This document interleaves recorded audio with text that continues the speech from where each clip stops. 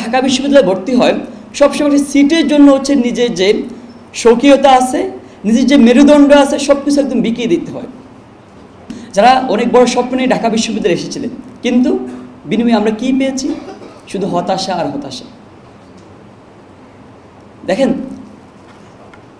একটা অজপাড়া গায়ে থেকে যখন আলাভোলা একটা মেধাবী শিক্ষার্থী ঢাকা বিশ্ববিদ্যালয়ে আসে, সে ঢাকা বিশ্ববিদ্যালয়ে আসার পর 2 থেকে 3 মাস পরে যারা হলে উঠে তারা ভিন্ন রূপ হয়ে যায়, একটা চেঞ্জ চলেছে তার মধ্যে। আমি সবসময় একটা কথা আমি চিন্তা করতাম যে ঢাকা বিশ্ববিদ্যালয়ে যারা আসে তারা বেশিরভাগ হচ্ছে নিম্ন মধ্যবিত্ত ফ্যামিলি থেকে উঠে আসা শিক্ষার্থী। আমি সবসময় যে যারা ঢাকা বিশ্ববিদ্যালয়ে ভর্তি হয় সবসময় সিটের জন্য হচ্ছে নিজের যে স্বকীয়তা আছে, নিজের যে মেরুদণ্ড আছে সব কিছু একদম বিকিয়ে দিতে হয়। ঢাকা বিশ্ববিদ্যালয় যখন আসে তখন হচ্ছে তার একটা সিটের জন্য রাত দিন গণরুম গেস্ট রুমের যে অপসংস্কৃতি সেটার মধ্য দিয়ে তাকে যেতে হয়। দেখেন, আমি শুরুতে একটা কথা বলেছিলাম যে আমরা একটা আলাপোলা শিক্ষার্থী ঢাকা বিশ্ববিদ্যালয়ে আসে, কিন্তু সেই যে অপসংস্কৃতি যে কালচার সেটা তাকে ভিন্ন দিকে ডাইভার্ট করে। আমরা যখন আসি তখন হচ্ছে কি আমাদের একটা গণরুমে দাম্পি জায়গাতে হলে ছিলাম, সেখানে হচ্ছে প্রায় 200 শিক্ষার্থী একসাথে থাকতে হয়েছে। রাতের বেলা যখন নাকি রাতের বেলা থাকতেছি, দিনের বেলা হচ্ছে দিনে 2 থেকে 3টা করে প্রোগ্রাম করতে হয়। রাতের বেলা আমাদেরকে হল থেকে বের করে দেওয়া হয় যে তুমি ঘুরে আসো। আমি দেখেছি হচ্ছে কি শুরুর দিক থেকে যে আমার বন্ধুবান্ধব অনেকে বলা বলি করতেছেন যে অনেক মেধাবী শিক্ষার্থী, কিন্তু রাতের বেলা হচ্ছে ট্রাক নিয়ে ঘুরতে চায়। তো তখন থেকে হচ্ছে কি আমাদের বের করে দেওয়া হয় যে তুমি 3টা আগে মানে হলে ফিরতে পারবে না, হলে ফিরলে হচ্ছে তোমাকে হল থেকে বের করে দেওয়া। এই যে সংস্কৃতি, এই যে পরিবর্তন, সেটা একটা অপসংস্কৃত অংশ, সেটা অপরাজনীতির অংশ।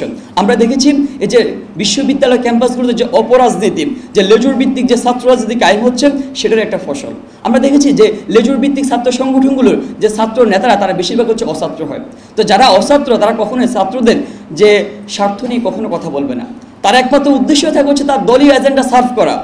সে এখানে এসে হচ্ছে দল কি বলে, দলের যা বলে সেটার পক্ষে কথা বলা, যে সাধারণ শিক্ষার যে ফার্স্ট বোঝা তার সেই সময় মানসিকতা কিংবা সদিচ্ছা তার নেই। আমরা যখন ঢাকা বিশ্ববিদ্যালয়ে আসে আমাদের যে শিক্ষার পরিবেশের কথা বলি, হলে আবাসন সংকটের কথা বলি, আমরা একটা কথা বলি, দেখেন এই যে আবাসন সংকটটা এটা আমরা বলি কৃত্রিম সংকট। আপনি মানেন কিংবা না মানেন, যে সরকারে আসেন সে মনে করে যদি আমি হলে কৃত্রিম সংকট তৈরি করতে না পারি, যদি শিক্ষার্থীরা প্রথম বর্ষ থেকে তাদের সিট নিশ্চিত করে, তাহলে সে আমার দলীয় যে কার্যক্রম যে এজেন্ডা সেটা বাস্তবায়নে সে আমার লাঠিয়াল বাহিনী হবে না। সে ইচ্ছাকৃতভাবেই হচ্ছে এই যে কৃত্রিম সংকট তৈরি করে। আমরা দেখেন কর্মচারীদের জন্য আমাদের হচ্ছে গিয়ে কি বিভিন্ন বিশাল বিশাল আবাসন হয়, শিক্ষকদের জন্য আলিশান বাড়ি হয়, গাড়ি হয়, কিন্তু সে মানে ছাত্রছাত্রীর জন্য কেন হয় না? এটা হচ্ছে আপনার প্ল্যানের একটা অংশ। আমরা বলি দেখেন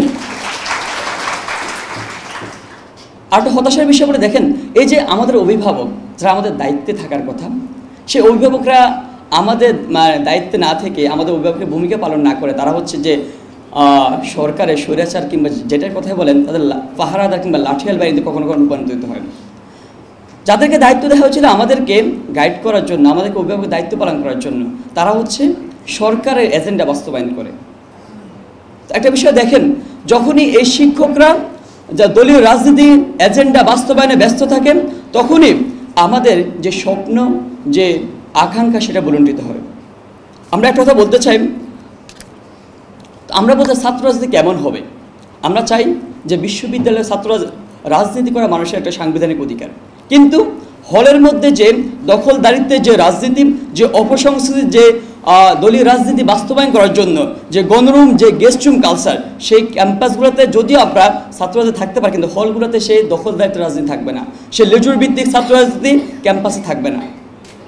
আমরা একই সাথে চাই শিক্ষক রাজনীতি, যে দলান্ধ যে শিক্ষক রাজনীতি সেটাও ক্যাম্পাসে থাকবে না।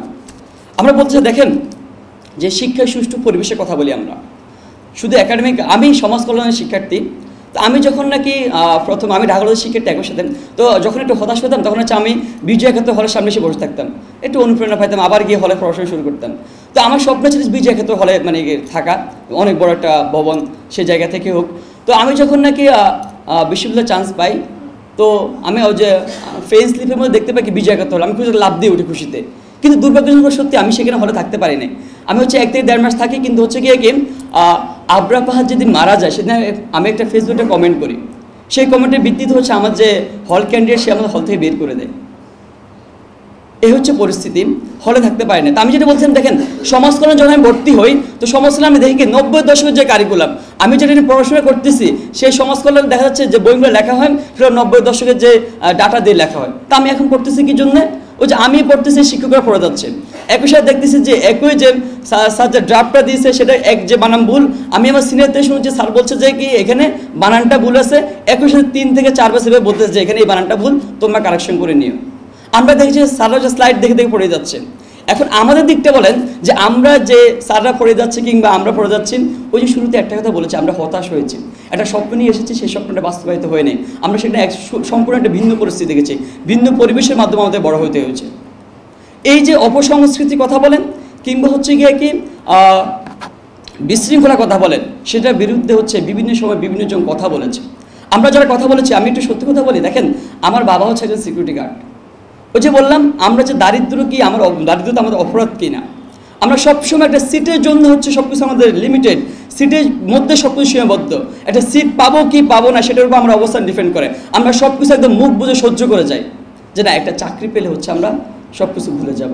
কিন্তু আমরা দেখছি বিগত সময় সে চাকরিটা আমরা হারাতে হয়েছে, যার জন্য এত রক্ত এত কিছু।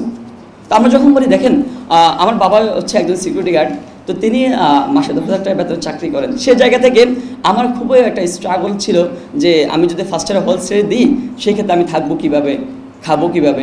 তো আমাকে সবসময় যখন আমাকে ফার্স্ট ইয়ার হল থেকে বের করে দেওয়া হলো, পর আবার আমার সাথে যখন আমি বের হওয়ার পর হচ্ছে আমি যে এই যে অপসংস্কৃতি, অনিয়ম, অবিচারের বিরুদ্ধে আমি লেখালেখি কিংবা মাঠের অ্যাক্টিভিটি শুরু করি।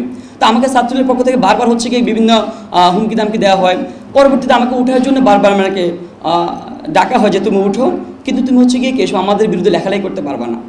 তো তখন আমার মধ্যে দুটো বিষয় প্রতিবাদ, যে একটা হচ্ছে গিয়ে কি যে আমার হচ্ছে টাকা পয়সা নেই, এখন বাবার পক্ষ থেকে সে সাপোর্টটা নাই, আর একটা বিষয় হচ্ছে কি আমি আবার মেরুদণ্ড বিক্রি দিতে পারবো না।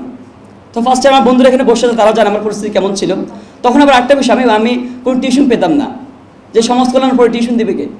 তো সেই জায়গা থেকে তো আমি এই যে আমাদের সবসময় হচ্ছে কি এই বিষয়টা আমাদের মধ্যে আসে যে আমি বাইরে থাকার মতো কোনো ক্যাপাবিলিটি আমার নাই, ক্যাপাসিটি নাই, সেই জায়গা থেকে হলে থাকতেছি, বাধ্য হয়ে থাকতেছি, যা কিছু সব কিছু মেনে নিচ্ছি, সেই জায়গায় দেখেন। তো আমরা দীর্ঘ সময় চেষ্টা করেছি এই যে অন্যায় অবিচারের বিরুদ্ধে কথা বলতে। আবরার ফাহাদের 3য় শাহাদবার্ষিকীতে আমরা একটা প্রোগ্রাম দিই, সেখান থেকে আমাদেরকে ছাত্রলীগ মেরে আমাদেরকে থানায় দিয়ে দেয়। সেই জায়গা থেকে আমি তখন জেলে যাই, জেলে গিয়ে 1 মাস থাকি। তো আমি একটা এই কথা একটু জন্য বলছি, দেখেন আমাদের বিশ্ববিদ্যালয় স্যাররা অনেক রকম পলিসি ডায়ালগের কথা বললেন, সব কিছু কথা বললেন, কিন্তু একটু মানবিক হওয়া দরকার। আমি যখন জেলে যাই তখন হচ্ছে গিয়ে কি জেলে তো থাকছি, কিন্তু জেল থেকে যখন বের হই তখন আমাকে পরীক্ষা দিতে দেওয়া হয় নাই। কেন দেওয়া নাই? যে আমার ক্লাস নাই। আমরা আসলে কি শিখতেছি দিন শেষে? আমরা অনেক কিছু কঠোর নিয়ম নীতি দেখাই, কিন্তু কাজের কাজ আমরা আসলে কি হয়। আমি শুধু একটা কথা বলতে চাই যে এই যে আপনারা পলিসির কথা বলতেছেন, আগামীর যে বিশ্ববিদ্যালয় কেমন হবে সে বিষয়ে আপনারা কথা বলতেছেন, কিন্তু বিগত দিনে যারা সুযোগ পান নাই, যে আমরা সুযোগ পাই না কিংবা পরিস্থিতির শিকার বলে একটা কথা বলতেছেন, যে আমরা পরিস্থিতির শিকার, আমরা হচ্ছে গিয়ে কি আমরা আমাদের হাত বদ্ধ। কিন্তু আমরা এখন বলতে চাই আপনাদের এখন সেই সুযোগ হয়েছে। আমাদের ভাইয়েরা, আমাদের বোনেরা তাদের জীবনের বিনিময় আপনাদেরকে সেই সুযোগ করে দিয়েছে। এখন আর সেই কথা বলার সুযোগ নাই যে আমাদের হাত বাঁধা। আমরা চাই আগামী বাংলাদেশ বিনির্মাণে আপনারা এই যে তরুণদের যে স্বপ্ন, যে জুলাই বিপ্লব, যে স্পিরিট, সেই স্পিরিটকে কাজে লাগিয়ে তরুণদের সাথে হাতে হাত মিলিয়ে শিক্ষার্থীদের সাথে সংঘবদ্ধ হয়ে ক্যাম্পাস বিনির্মাণ করবেন, বাংলাদেশকে এগিয়ে নিয়ে যাবেন। ধন্যবাদ।